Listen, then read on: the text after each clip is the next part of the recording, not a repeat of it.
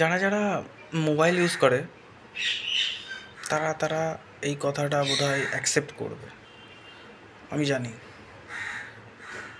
আর হ্যাঁ, এটা ঠিক যে অনেক রকম লাইফে অনেক রকম সঙ্গী আছে, কিন্তু তাতেও অনেক কিছু ভাবার দরকার যে অনেকে থাকে অনেকে থাকে না, ছেড়ে দিয়ে চলে যায়। কেউ থেকেও থাকে না, কেউ আবার আছে তাও নেই। তো অনেক কিছু ভাবার পরে একটা জিনিস খুব ভালোভাবে বুঝলাম যে এই যে মোবাইলটা আছে না, এই মোবাইলটাই হচ্ছে আসল সঙ্গী।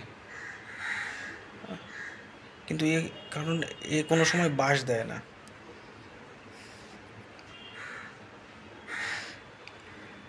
কি ঠিক তো?